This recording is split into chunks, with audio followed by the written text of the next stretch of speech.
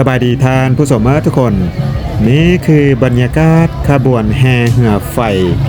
ในมื้อออกพรรษาปะวรณาอยู่ที่นครหลวงพระบางนั่นเองพี่น้องตอนนี้อุ่นใจก็ยืนอยู่หน้าวัดแซนระหว่างวัดแซนกับวัดศพเขตบ้านวัดแซนบรรยากาศกำลังคึกคืนเลยเพราะว่าตอนนี้ขบวนโดยส่วนใหญ่ก็แห่ไปน่าจะไกลฮอดทาวัดสิงห์ทองแล้วเนาะพี่น้องขบวนแห่เหือไฟก็เริ่มเดินขบวนตั้งแต่เวลา 7 โมงหัวขบวนก็อยู่ต่อหน้าพระราชวังเก่าหรือว่าหอพิพิธภัณฑ์แห่งชาติหลวงพระบางส่วนว่าท้ายขบวนก็ยาวไปฮอดเขตน้ำพุมันละตอนนี้ก็ผ่านไปไล่ขบวนพอสมควรลำนี้เป็นลำที่11นะเพราะว่าปีนี้มี17ขบวนด้วยกันนะเข้าร่วมประกวดหรือว่าแห่เหือไฟหรือว่าไล่เหือไฟพี่น้องขบวนนี้ก็จะแห่จากเส้นทางที่สว่างวงใจกลางเมืองหลวงพระบางมาผ่านเขตนี้เป็นเส้นทางสักการินไปจนฮอดท่าวัดสิงห์ทองหลังจากนั้นก็จะเอาเหือนี้ไปไล่ลงสู่แม่น้ำคลองนั่นเองเดี๋ยวจากน้อยอุ่นใจจะพาไปเบิ่งจนฮอดเขตที่ว่าเพิ่นเอาเหือลงไล่แม่น้ำคลองพุ่นล่ะพี่น้องแต่ตอนนี้เฮามาเบิ่งบรรยากาศอยู่จุดนี้ก่อน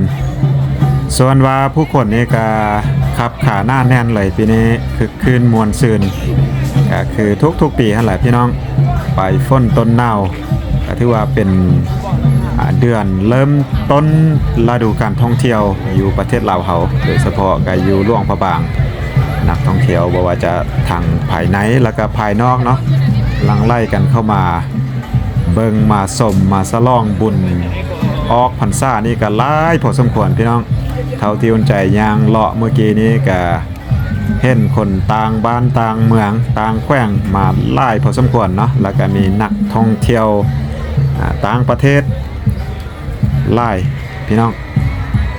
ขบวนนี้ก็งามพอสมควรนะงามหลาย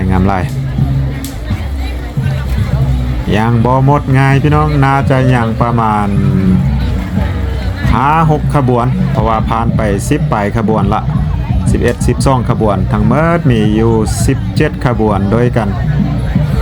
มื้อนี้ถือว่าอากาศดีเลยตอนนี้เพราะว่าเป็นห่วงอยู่ว่าย่านฝนสิตกก็คือคืนก่อนเมื่อวานนี้ฝนตกเนาะช่วงแรงแบบนี้ก็ย่านฝนสิลงมาตึมแต่ว่ามื้อนี้ปลอดฝนพี่น้องถือว่าเป็นโอกาสดีเลยในการเฉลิมฉลองแห่เหือไฟแต่ว่าเห็นฟ้าเลื่อมยิบยับอยู่พี่น้องบ่แน่ใจหลังจากแห่เหือไฟไล่เหือไฟแล้วฝนอาจจะลงมาก็ได้แต่ว่าตอนนี้บ่มีฝนถือว่าเป็นโอกาสดีเลยเอาเท่าอันนี้ก็ถือว่ามวนซื่นกันเต็มที่พี่น้องเป็นไลฟ์มิวสิกอยู่กลางถนนเลยเนาะอยู่จุดนี้เบิ่งไปงามพี่น้องเพราะว่าทางหน้าเพิ่นก็เป็นวัดแซนสุขารามเพิ่นก็ไต้ไฟอย่างสวยงามเลยแหละเนาะหงเหืองเลื่อมวัดแซนก็เป็นอีกวัดหนึ่งที่ว่ามีชื่อเสียงแล้วก็สวยงามอยู่ที่นครหลวงพระบางขบวนนี้ก็งามเช่นกันแต่ละขบวนนี้ก็บ่น้อยหน้าไผงามเบิดพี่น้องปีนี้ตกแต่งสีสันออกแบบเป็นสไตล์พื้นบ้านของลาวเฮาแหละน้องพี่น้องสวยงามสุดยอดเลยฮิตของประเพณีของลาวถือว่าแตกต่างบ่คือไผพี่น้องยังบ่หมดง่ายพี่น้องยังมาเรื่อยๆเดี๋ยวอุ่นใจจะพาเบิ่งอยู่นี่เนาะบรรยากาศตื่มจักหน่อยแล้วก็จะพาย่างไปที่ท่าวัดสิงห์ทองเพื่อไปเบิ่งจุดที่ว่าเพิ่นเอาเหือไล่น้ำเนาะไล่แม่น้ำคลองอันนี้มีพ่นไฟเนาะว้าวสุดยอด มีการพ่นไฟอีกตื่มพี่น้อง อันตรายอย่าสู้เข้าไปมอเด้อพี่น้องเด้อไฟแห้งพี่น้อง เอาเติมบาทหนึ่งสวดว้าวสุดยอดเลยพี่น้องไฟแห้งดีเนาะ อันนี้ก็เป็นอีกซีซั่นหนึ่งลำนี้ก็งามเส้นกันเนาะขบวนนี้งามเส้นกันเป็นพญานาคซ่องน่าจะเป็นซ่องโตซ่ององค์เนาะเกี่ยวกันพี่น้องบ่ได้เกี่ยวกันแต่ว่าอยู่เซิงหน้ากันเนาะอันดับที่14ยังอีกเติม3ขบวนอยู่ทางล่างเนาะอยู่ทางหน้าคนพี่น้องนำล่างมาก็คือว่าเมิดเพราะว่าทั้งเมิดมีอยู่17ขบวนด้วยกันบางบอนบางจุดก็จะเคลื่อนซาแดนหน่อยหนึ่งพี่น้องค่อยๆเดินขบวนไปแต่ว่ารู้สึกว่าปีนี้ก็ไปไวพอสมควรบางปีอาจจะช้ากว่านี้ขบวนเริ่มตั้งแต่7 โมงเนาะเริ่มเดินออกจากสถานที่ต่อหน้าหอพิพิธภัณฑ์ประมาณ7 โมงจนมาฮอดตอนนี้ก็ผ่านไปแล้ว2 ชั่วโมงกว่าสิเข้า3 ชั่วโมงแล้วพี่น้องขบวนก็ใกล้จะสิ้นสุดละอยู่จุดนี้แต่ว่าหัวขบวนนี้น่าจะพอทาวัดเสียงทองละพี่น้องบางลำเนื้อบางลำอาจจะลงไล่เข้าสู่แม่น้ำคลองละตอนนี้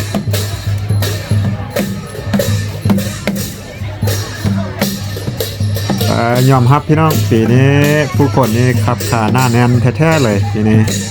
ถือว่าสุดยอดอากาศนี่ก็เริ่มเย็นขึ้นเรื่อยๆแต่ว่าปีนี้รู้สึกว่าอากาศบ่เย็นปานได้เทียบใส่ปีผ่านๆมาเพราะว่าปกติแล้วช่วงออกพรรษาแบบนี้อากาศก็จะเย็นกว่านี้เรือไฟแต่ละขบวนก็จะมีผู้นำน้าจับป้ายแบบนี้พี่น้องอันนี้เรือไฟรามเกียรติ์จะเป็นนางสาวจับป้ายนำหน้าขบวนทุกขบวนทุกลำก็จะมีแบบนี้พี่น้องสวยงามอันนี้น่าจะเป็นขบวนเกือบสุดท้ายสุดละพี่น้องเราท่าแป๊บหนึ่งเนาะจากน้อยก็จะไปพาไปเบิ่งแคมป์คลองนะบรรยากาศก็อาจจะดีพอสมควรพี่น้องอยู่แคมป์คลองเพิ่นเอาเรือไฟไล่ลงสู่แม่น้ำคลองแล้วก็จะมีประชาชนนักท่องเที่ยวบอกว่าจะเป็นภายนอกภายในก็จะมีกระทงเนาะเอาไปลอยแม่น้ำคลองก็อาจจะมีไฟหงเหืองเรื่องเนาะอยู่เลียบตามแม่น้ำคลองหรือว่าซ่องฝากฝั่งแม่น้ำคลองหั่นล่ะได้ยินเสียงเพิ่นจูดบังไฟใหญ่เด้เนาะอาจจะสวยงามพอสมควรอันนี้เกือบเป็นลำที่สุดท้ายแล้วนี่ขบวนที่16แล้วก็อีกขบวนหนึ่งอยู่ทางล่างพ้นเป็นขบวนที่17ก็ถือว่าหมดแล้วพี่น้อง17ขบวนอันนี้ก็ถือว่าเป็นขบวนใหญ่พอสมควรขบวนที่16นี่แล้วขบวนสุดท้ายเป็นขบวนที่17เทียบใส่ขบวน16นี่ก็บ่ใหญ่ปานใดเนาะเป็นเรือไฟรูปหางพญานาคน้อยก่อนขบวนเมื่อกี้ระดับ46พี่น้องนักท่องเที่ยวโดยเฉพาะต่างประเทศผู้ที่ว่ามาจากประเทศที่ว่ามีวัฒนธรรมแตกต่างกันเพิ่นก็ทึกมกทึกใจพี่น้องมาร่วมแห่ขบวนนำกันตอนนี้อุ่นใจจะพายางไปเขตปะขาดขึ้นไป5เขตปะขานไปท่าวัดเชียงทองจุดที่ว่าเพิ่นเอาเหือไฟไล่ลงสู่แม่น้ำคลองขบวนจะเคลื่อนไปแบบซ่าๆเพราะว่าทางหน้าพุ่นหัวขบวนนี่ก็อาจจะฮอดท่าวัดเชียงทองละไฟบางหลับนี่ก็อาจจะลงสู่แม่น้ำคลองละพี่น้องตอนนี้ก็ถือว่าอยู่คนใจอยู่ยักว่าเป็นท้ายขบวนเลยก็ว่าได้ ทางซ้ายมือก็จะมีวัดหลายวัดเลยเรียนกันตั้งแต่วัดวัดแซนสุขารามเมื่อกี้นี้ต่อมาก็เป็นวัดศพวัดสี่มงคลสี่บุญเฮืองวัดเสียงทองวัดปากขามที่ว่ามีหลายวัดเคนี้ตกแต่งโดยไฟแสงสีโคมไฟต่างๆนะแต่ที่ว่าสวยงามซ่องข้างทางตอนนี้อุ่นใจกันมาฮอดเขตปากขานนะแต่ที่ว่าอยู่จุดปากขานเลยเบิ่งไปทางหน้าพุ่นจะมีการจุดบังไฟใหญ่พี่น้องสวยงามเลยเนาะบังไฟนี้อาจจะจุดขึ้นทางฟากบ้านเสียงแมนขึ้นมาหรือว่าน่าจะแมนอยู่เหือกลางแม่น้ำคลองขึ้นมาเนาะเขตนี้ก็ถือว่าเป็นเขตที่ว่าประชาชนสามารถลงไปไล่เหือไฟเบิ่งซ่องค้างบริเวณซ่องข้างซ่องฟากฟังแม่น้ำคลองที่ว่ามีประชาชนเพราะว่าจะเป็นสาวล่วงพระบางเลยว่านักท่องเที่ยวทางภายในภายนอกพี่น้องลงไปไล่ลอยกระทงคือว่าเป็นไฟเนาะซ่องฟากฟังแม่น้ำคลองกำลังไล่เหือไฟกันย่างคึกคืนเลยพี่น้องปล่อยโคมไฟอีกเนาะแล้วเหือไฟบางลำก็ที่ว่าคอยทยอยกันเอาลงสู่แม่น้ำคลองแล้วตอนนี้ก็ถือว่าไล่ไปไล่ลำพอสมควรละกาสิประมาณนี้พี่น้องกำลังคึกคืนก็อาจจะคึกคืนไปเป็นแบบนี้ไปจนฮอดพุ่นแหละเกือบเที่ยงคืนนะพี่น้องแต่ว่ายังมีประชาชนลงมาลอยกระทงสุดยอดพี่น้องมวลซืนบุญออกพรรษาปะวรณาเนาะประจำปีคศ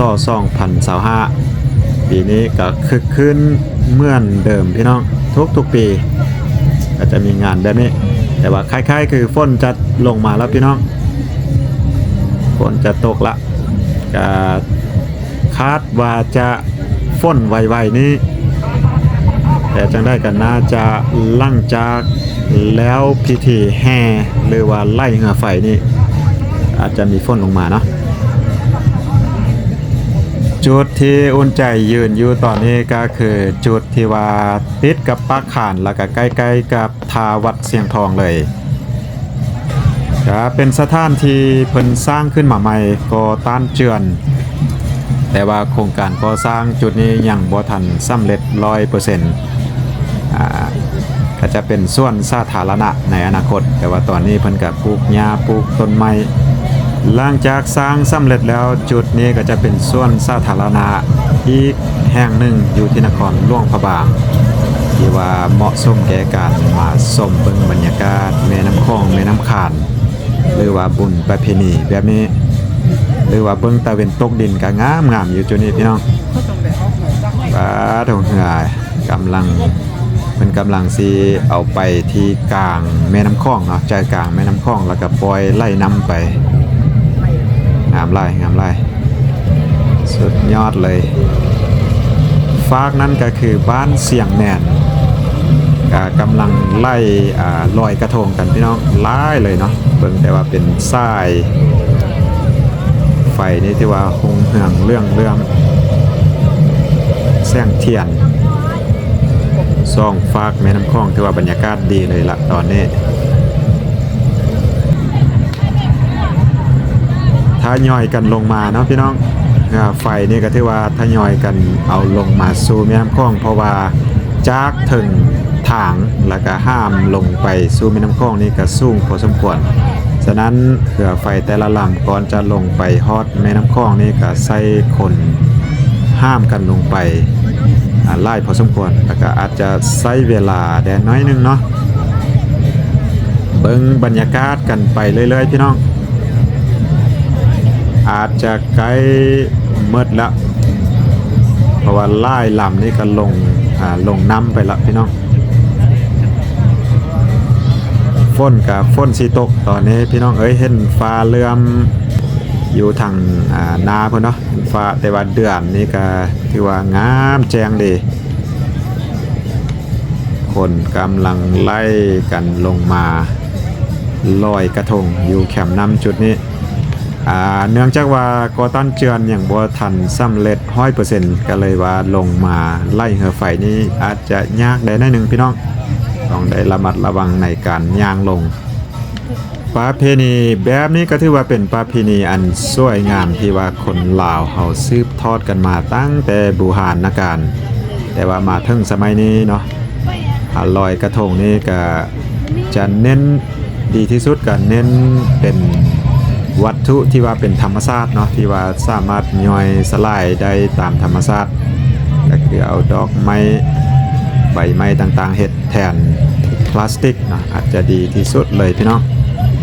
ก็สิประมาณนี้พี่น้องเพื่อนี้ก็อาจจะยังบ่ไล่ลำปานได้ละก็จะทยอยกันลงสู่แม่น้ำคลองแบบนี้ไปเรื่อยๆจนแล้วพุ่นแหละเนาะทั้ง17ลำเนาะพี่น้องก็สิประมาณนี้ก็คือเก่าพี่น้องจังได้ก็ขอบใจทุกท่านที่เข้ามาติดตามและรับชมส่องอุ่นใจมาโดยตลอดพี่น้องหากท่านใดได้เข้ามาแล้วก็อย่าลืมเข้าไปกดไลค์กดแชร์กดติดตามเพื่อเป็นกำลังใจให้อุ่นใจได้เฮ็ดคลิปต่อไปให้ท่านผู้ชมได้รับชมนำกันนะพี่น้องเนาะก็สำหรับวิดีโอนี้ก็สิขอลาทานผู้ชมไปซ้ำนี้ก็หวังว่าคงจะเจอกันในคลิปต่อไปสบายดีพี่น้อง